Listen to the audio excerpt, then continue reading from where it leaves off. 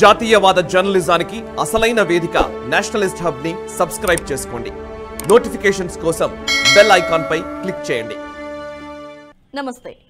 అఖిల భారతీయ రాష్ట్రీయ శైక్షిక్ మహాసంఘ ఆధ్వర్యంలో navigating the opportunities in innovation and technology for future Bharat కార్యక్రమాన్ని నిర్వహించారు. హైదరాబాద్ లోని జవహర్ లాల్ నెహ్రూ టెక్నాలజికల్ యూనివర్సిటీ వేదికగా నిర్వహించిన ఈ కార్యక్రమానికి ముఖ్య అతిథిగా పాల్గొన్న AICTE chairman professor TG Sitaram కీలకోపన్యాసాన్ని చేశారు. 2047 కల్లా భారత్ అభివృద్ధిలో మొదటి స్థానంలో ఉంటుందని చెప్పారు. దేశ అభివృద్ధిని చూసి ప్రస్తుతం భారత్ ని ప్రపంచ దేశాలన్నీ ప్రత్యేకంగా చూస్తున్నాయని అన్నారు. ఇది మన దేశానికి మంచి సమయమని, విద్యార్థులందరూ దీన్ని ఉపయోగించుకుని ఉన్నత శిఖరాలను అధిరోహించాలన్నారు.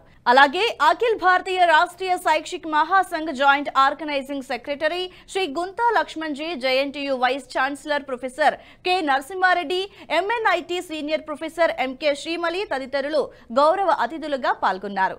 ఈ సందర్భంగా కీలక ప్రసంగాలు చేసిన అతిథులు నూతన ఆవిష్కరణలు, సాంకేతికతలో ఉన్న అవకాశాలపై యువతకు దిశానిర్దేశం చేశారు.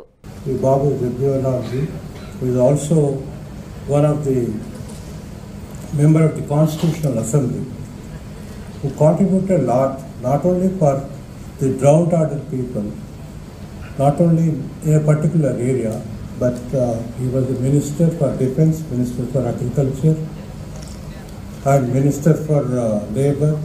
And wherever he worked, in whatever capacity he worked, his contributions is immense, and it contributed for the advancement of the country. And specifically, if I want to mention that Bharat's contribution to the science and technology, he was very passionate about science and technology, and as a student, he always wanted to become a scientist and take the science subjects for his future course of study.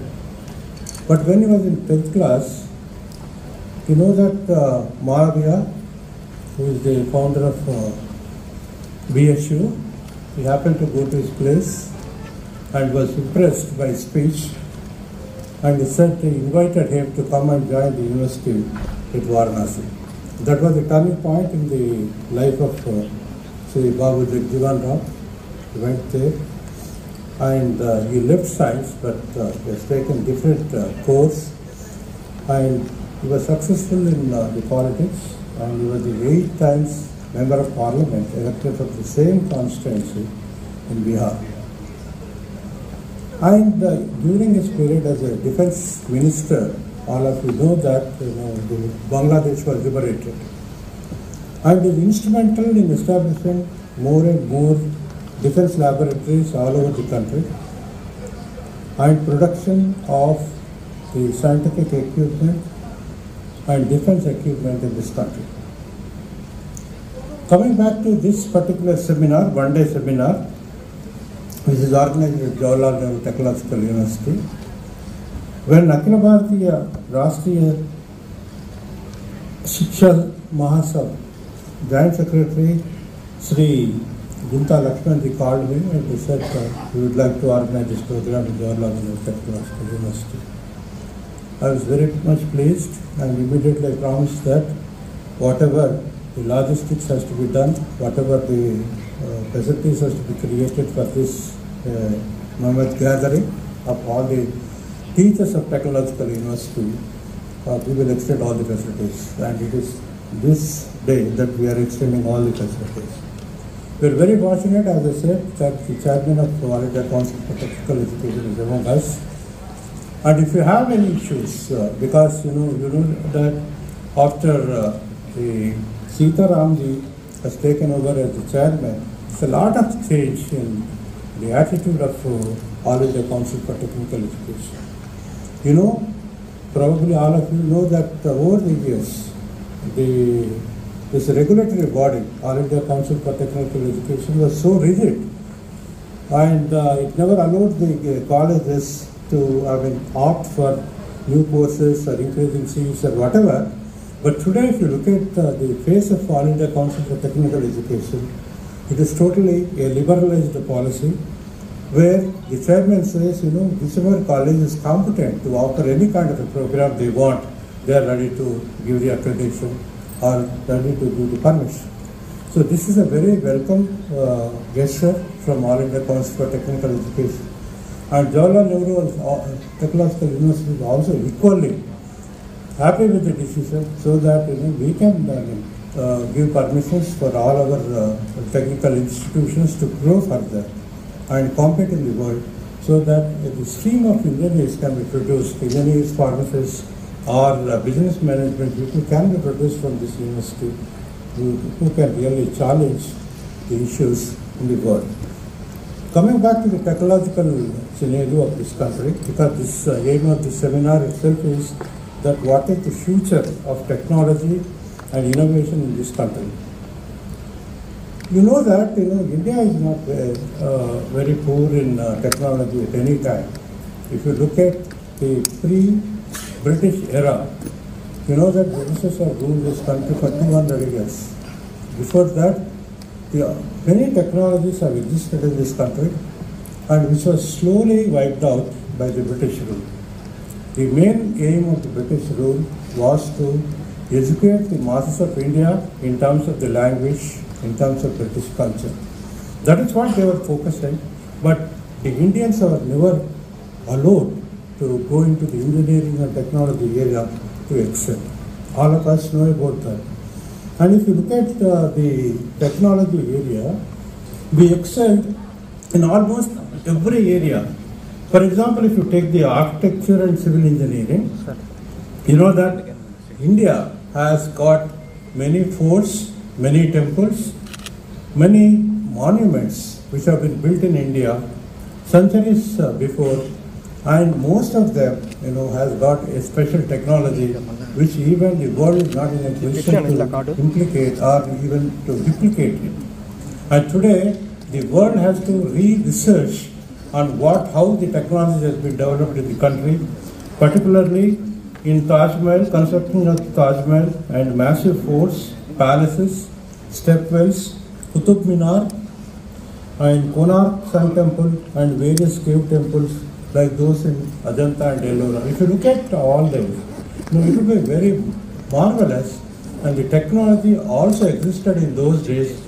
Even those technologies we are not able to, even with the modern technology, we are not able to, reproduce such kind of monument in this country. JNTUH Hyderabad is hosting this program, one-day program. I am very delighted, but still I can welcome all of this on the ABRSM platform, and we're creating a new history in Telangana state for forming ABRSM unit. ABRSM is the largest organization of teachers, faculty members in this country, which has more than 12 lakhs membership, which has a presence in all leading premier institutions in this country, be it a center, be it a state, and absolutely they look for the welfare of the teachers. No other objective, absolutely objective of welfare of our teachers community. Because teachers are the institution. Every teacher is an institution. Because he generates generations. It's not one or two, the last generations. So teacher has a big role. And that is what we ABRSM look for, that we look for the teachers. The very motto of this ABRSM is राष्ट्र के हित में शिक्षा, शिक्षा के हित में शिक्षक, शिक्षक के हित में समाज. The society will take care of the teachers. We have to create a model. We have this strength in our country where teachers are respected. So we have to go back and see that where is the loss. I don't say less loss, but there's a gap. So we can reinvent it. So we all come together, and this one-day program which is being hosted is this Yoganand is I'm very delighted. And when an invitation was sent to me, then in spite of all this, I said I will come. So I'm very happy to see all this. It's a big gathering, and I definitely will see much more things to happen in this state times to come. And I think all this, behind all this team who's working is G. Lakshmanji. I can see it because any sanction which has to be is sanction mantri is required, and he's a strength here. And today is very rightly taken the discussion topic or for this one-day seminar is the innovation and technology. Like in mechanical engineering also. The CAD's biggest challenge or CAD's most advantageous, I could say it, because a lot of things changes taking place in this area. AI and machine learning can help a lot in this. So we can change our curriculum, because even if a curriculum is take times, but at least teacher can teach in the class also, can add values to students. Secondly, there is another example for mechanical engineering is CFD. We can include CFD. There are a lot of car models we can see, the fantastic car models. Not earlier we used to see the 50 years back, 60, fantastic car models. CFD plays a very big role in designing car models. So AI in this machine learning, because plenty of data is available, so rather than running thousands of simulations with very few things, you can come out with a start models and can build upon this. So you can change a lot of things in the engineering educations.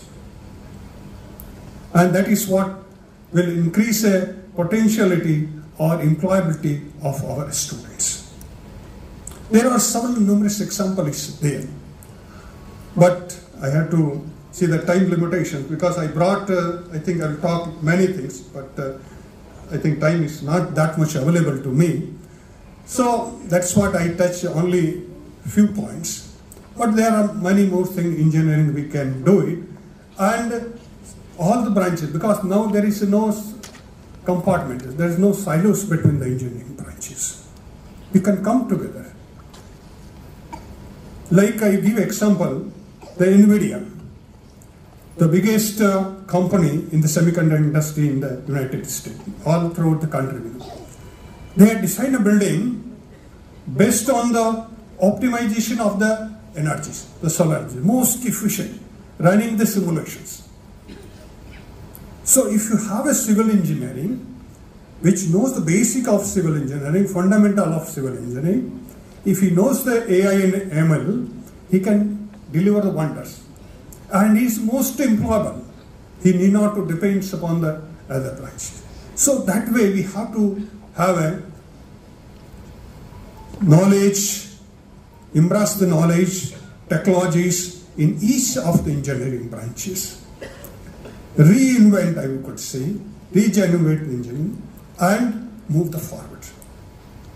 That much I can say, and with this I end this speech and hearing me patiently. Thank you very much, and giving opportunity to me, this JNTUH Hyderabad and ABRSM. I am very thankful to all of you. Thank you very much. Sir, just I would like to draw background of this program. Akhil Bharatiya Rashtriya Shaikshik Mahasangh, as our Professor Srimali sir said, it is working for the cause of the teacher. Rashtra ke hit mein shiksha, shiksha ke hit mein shikshak, shikshak ke hit mein samaj. This is the motto of the organization. It had a wide reach among the faculty members. Just now, sir, we have 12 lakh membership, and we had our activity throughout the country, 29 states. We have our presence. So ABRSM is having a structure working from school education to university education. So in different places we reach many streams, school, degree, universities, national institutions and all. In few states we have significant presence among the technical teachers and technical education and technical faculty. In Telangana, in Hyderabad, taken by the Hyderabad city ABRSM unit, Voice of Hyderabad academicians. It was a good success. So engineering faculty members actively involving in that. So a thought has come, why don't there is a special team and a special platform for exclusively technical teachers. So a group of team has discussed about the team and all and how we can go further. here is very interesting point I would like to say. First they thought of like-minded some 100 faculty members, they will come together and they will discuss and they will develop a team, and through the team this activity has to be carried forward. But few other faculty members said, no, it is 100, it is very small. We'll go some 250 to 300 faculty members, and we'll, in collaboration with JNTUH, we'll have a small conference so that it will have a good beginning. That was the idea. Then it has come, who should be the guest for this? So as a technical education it is, and many faculty members heard about our beloved AICT Chairman Sitharaman sir. Why don't we request Sitharaman sir to be with us for this inaugural program? So immediately I requested him without much hesitation. Immediately he accepted to be with us, and he kindly consented to be with us. Sir, I would like to thankful to you, sir, on behalf of all the delegates here. And then I requested the Vice Chancellor, sir, immediately also actually let us will go together. One UGC block is there, 300 members will be accommodated easily. So then invitation has distributed and the registration started.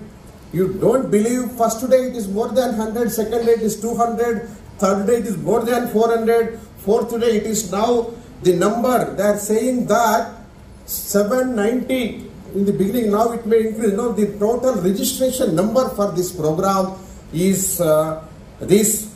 So then immediately, it is not 300, we go for this big hall. So now we are seeing the reality. So why I am telling the enthusiasm and the support that from all of you, it is showing that the strength in the ABRSM and the motto of the ABRSM, what ABRSM exactly wants to do. So you are all came forward to support ABRSM. For that, from my bottom of heart, I extend my heartful congratulations and thanks to each one of you. This is my humble request. Everyone should take part actively in the coming days what ABRSM is exactly planning for and aiming for. Generally, it is an assumption that academicians, you are all the academicians will not come together. Everyone have their own egos. This is the impression. But ABRSM again and again, it proved that it is wrong. Because whenever ABRSM is taking some activity, there is a tremendous response. So this is also the same response that we are witnessing here about Telangana, about Hyderabad. It is a very, technological point of view, technical education, software industry. Not only that, in many aspects, Hyderabad, Telangana is leading. So here in Telangana, there are so many engineering colleges that we know. The exact number, around 40,000 faculty members are here in Telangana state. More than 5 lakhs or 6 lakhs students are pursuing engineering education. So that means it's a hub of technical education, and thousands of teachers and lakhs of students are here, and it is contributing a lot in this field. Technology, science and technology, innovation today, whatever the topic we are talking about. So why don't we nurture these young minds? Again, it comes to the teaching faculty. You are all the guiding force for all the young minds, young budding engineers. So this platform is a platform where you can come up with your ideas. Definitely, ABRSM is working for the cause of the teacher, all teachers. But when it comes to the technical teachers also, you also have so many problems. Here, AICT Chairman sir is here. JNTUH Vice Chancellor sir is here. Definitely ABRSM will bring your issues into the notice of all these prominent people. And our Srimali sir is also here. Definitely we will fight for the cause of the faculty members. It is going to happen. Simply I am not giving I am not a political leader, I am saying something here. We will sincerely sit, we will find out our issues. And just now Narasimha Reddy sir mentioned, and Sitaram sir also is here. He is a very great, I can say, great scholar, more than that, kind-hearted, and a visionary personality. Whatever the issues you bring to his kind notice, just I am having interaction whenever we have time. All the times, he thought of how to strengthening this technical education, how the faculty member should work without any kind of problems, and how to strengthen all the institutions. There should not be any kind of technical issues or other bars to go further, to think beyond, out of box we thought of, we will think of every time. So he is such a person, he is with us, and on behalf of ABRSM, I assure you, definitely through proper channel, proper time, proper way, we will bring the notice of the Honorable Chairman and Vice Chancellor here. Definitely I wish we will get a amicable solution, because we believe in constructive approach, family approach, because a teacher, student and administration, everyone, we should all a part of a family. So when there is a problem in a family, how to resolve it, that we know. So ABRSM will play that role to solve all the problems. So in the end, this Hyderabad, as we are mentioning, hub of engineering, education, technology, whatever the upcoming cities are already emerging in so many areas. So in this Hyderabad or Telangana, lakhs of students are studying, and you are here, and with the help of all the administration, we should bring out a new outcome in the field of engineering. We should contribute. Today we are contributing.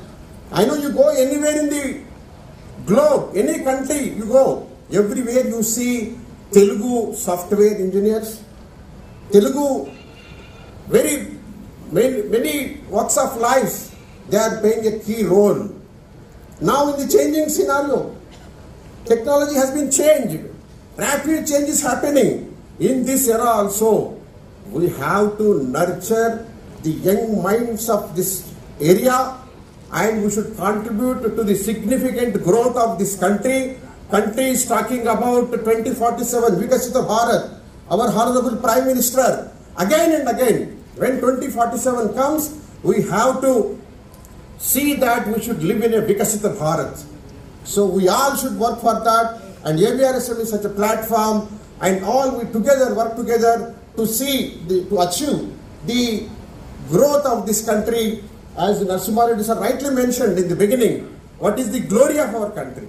Again we have to bring the glory for this country. It is on our shoulders. We all together see that this country should become a prosperous country. With this I will conclude my speech here. Thank you one and all. Namaste. First of all, let me thank Akhil Bharatiya Rashtriya Shaikshik Mahasangh and JNTUH Hyderabad for having me as the chief guest here for this one-day symposium. Very thought-provoking title, Navigating the Opportunities in Innovation and Technology for Future Bharat. The topic you have chosen for the symposium is very apt and also very pertinent at this time when we are looking at India as the leader in the developed India by 2047. I feel glad and privileged to highlight and also give my thoughts on this topic It is not only pertinent today, and also it is transformative. So what else better occasion I will get when I talk to such large number of teachers from engineering colleges to talk about transformation of technical education in Amritka. And a vision for Vikasit Bharat at 2047. Friends, we have seen a lot of disruptions in technologies. Innovation and technology are the cornerstones upon which the future of Bharat, of India, actually lies. I would like to actually quote just yesterday, or 2 days back, on March 12th, he is the Executive Vice President of Intel Corporation, has given a statement in USA. His name is Christopher Shah. What did he say? He is in Intel Corporation. Intel Corporation is a very large, particularly in the semiconductor domain today, they are one of the leading people. And he says they have separated within Intel Corporation, India as a separate region now. So they have removed India from Asia Pacific. They had only earlier 4 regions. One of them Asia Pacific. Today they put India as a separate group and made it a separate region.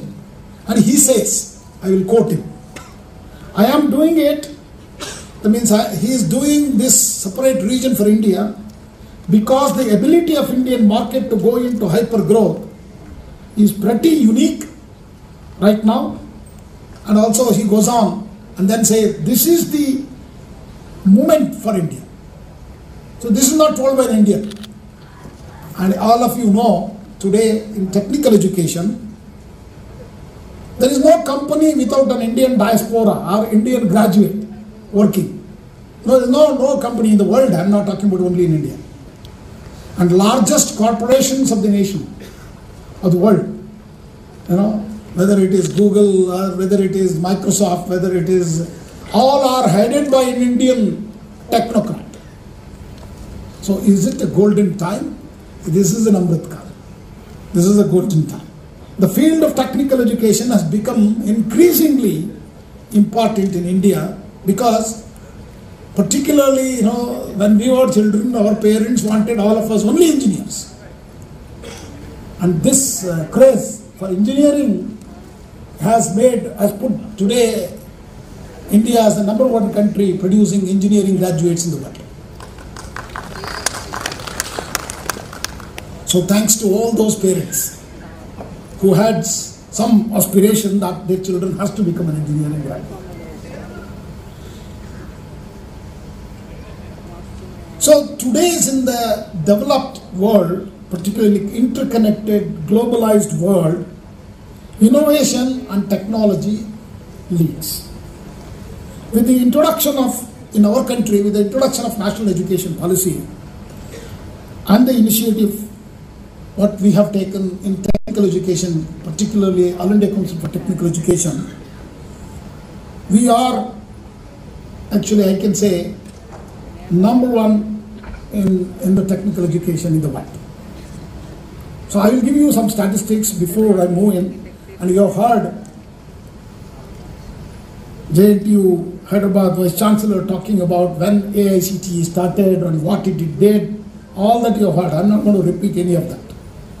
So today I just wanted to tell you AICTE is no more a regulator, it is a facilitator to really improve the technical education in the country.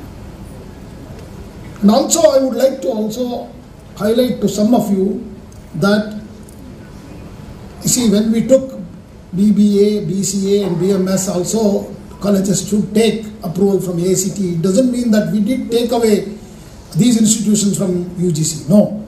They will remain where they are, they will do what they are doing, but only, see, we are a standard setting body. AICTE is not a degree awarding body. It's a standard setting body. So we only set the standards for technical education in terms of curriculum, in terms of teachers training, in terms of accessibility to everybody through scholarships, fellowships, Those are the schemes we are going to bring and actually help and handhold these institutions. So to see that, they also prosper like technical engineering graduates today in our nation. Friends, let me take you through so the whole idea is to make Indian students as a 21st century highly skilled professionals, innovators and entrepreneurs and researchers. Friends, I will tell you one thing, in the area of technical education, a lot of water has flown. The way we were getting educated in our time in the 80s has completely changed.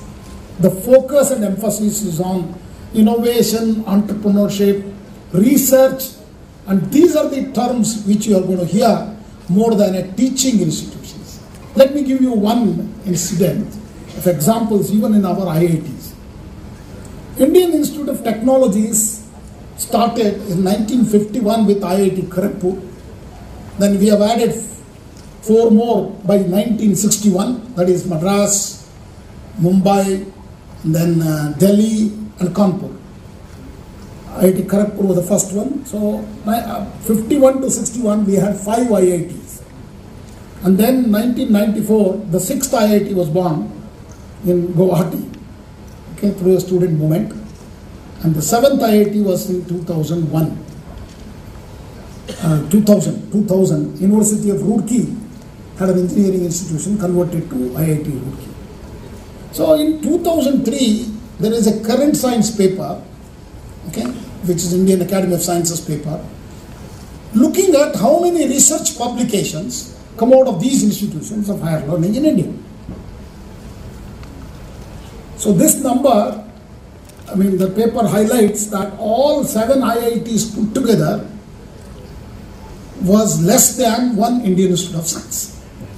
That was the story of 2003. That means, what are these IITs? These IITs were basically elite engineering colleges till that 2003. Believe me, there were no research, there was no innovation. I was the director of an IIT, I'm telling you, even Guwahati, I have to struggle when I joined, even 2019, to tell them your job is to do research and innovation, not just teaching.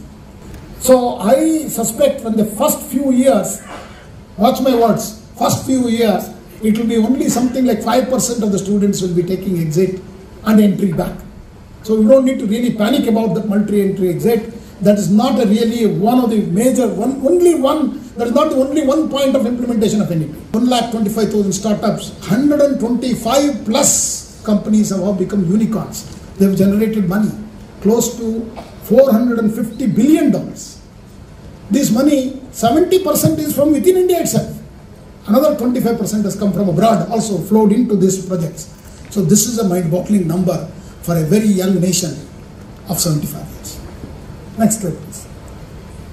So research and innovation, AICT schemes, I'm not going to take too much time. Madrabs, Idea Labs is one, and this year I've announced another 150. If your college doesn't have an Idea Lab, look for this call, apply for this call, and build. We will give you 55 lakhs, and 55 lakhs have to be put from the college.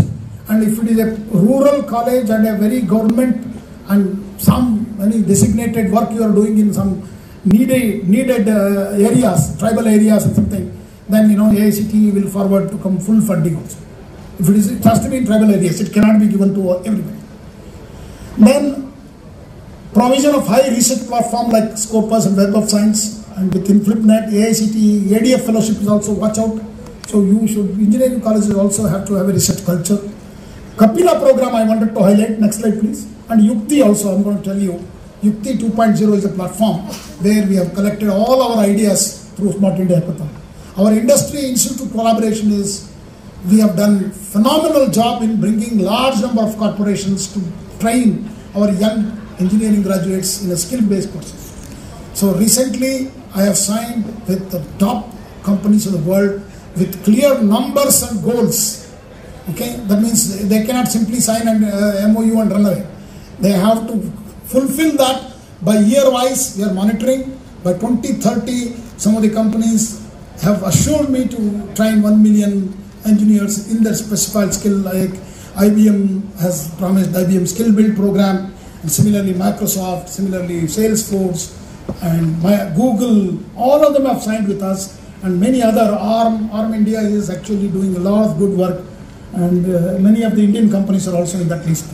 So what it will bring is, it will bring internship to students, entrepreneurship promotion they do.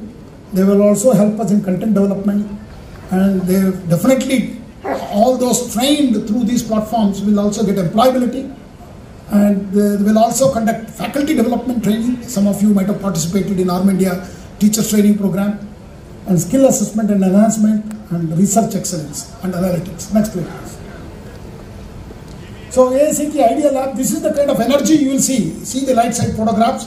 What we have put condition is, this lab should be open 24/7 throughout the day, so that you should also bring students from nearby schools to see, witness what these students are doing. So they will be hands-on doing many activities. So this is the activity which we will really want to promote for another 150 institutions. Next please. Next slide please.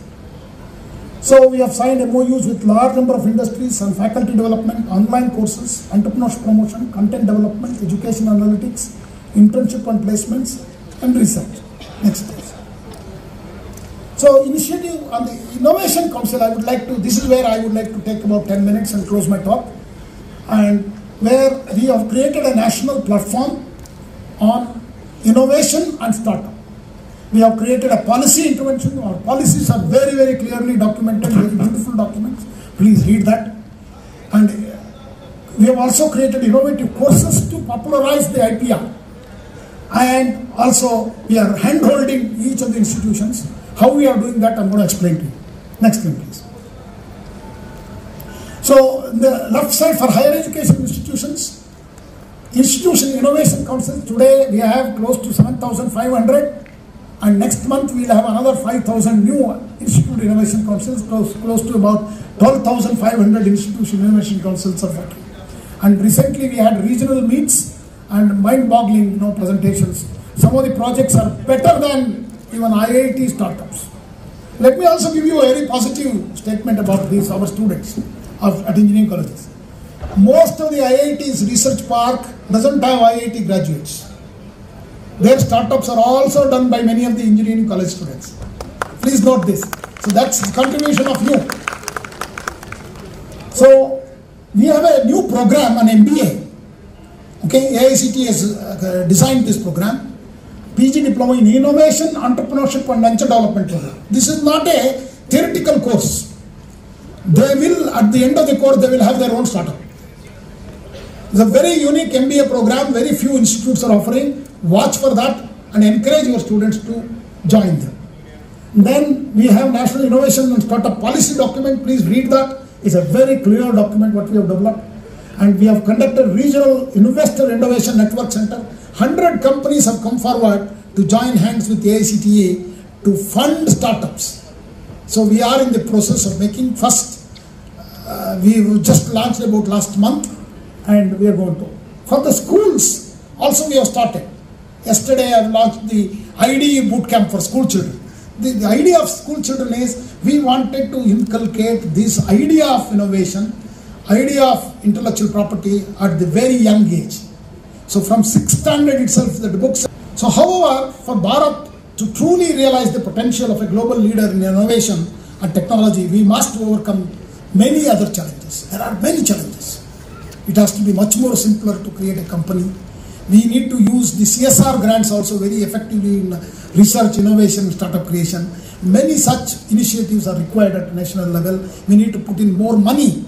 We are all hearing 6% of GDP has to be invested. So the day will come, hopefully, we'll have more money for the research and innovation, and where we can be the force to reckon with. And we need to create a lot of infrastructure and skilled manpower. I'm very happy to see a lot of infrastructure is being done at JNTUH, Hyderabad, and at their level. But these challenges are not insurmountable. With visionary leadership, strategic investments, and collective commitment to innovation, we can overcome these obstacles and chart a course towards a brighter, more prosperous future for Bharat. Lakshmanji, your dream will come true. Don't have any doubts. All our make a big claps. Big applause for Lakshmanji for putting this idea. The opportunities in innovation and technology for future Bharat are immense. By embracing innovation, harnessing the power of technology, nurturing a culture of entrepreneurship and creativity where our kids can become job givers than job seekers. If each one of them created 10 jobs, and look at that, where the employability will be 100%. We can unlock the full potential of our nation and pave the way for brighter and more inclusive future for all. Last slide, please. I would like to thank all of you for listening, but what is our future? Our vision cannot limit being self-sufficient and self-reliable. That's the focus of the nation today. That we want to be self-reliant and we want to be Atmanirbharata.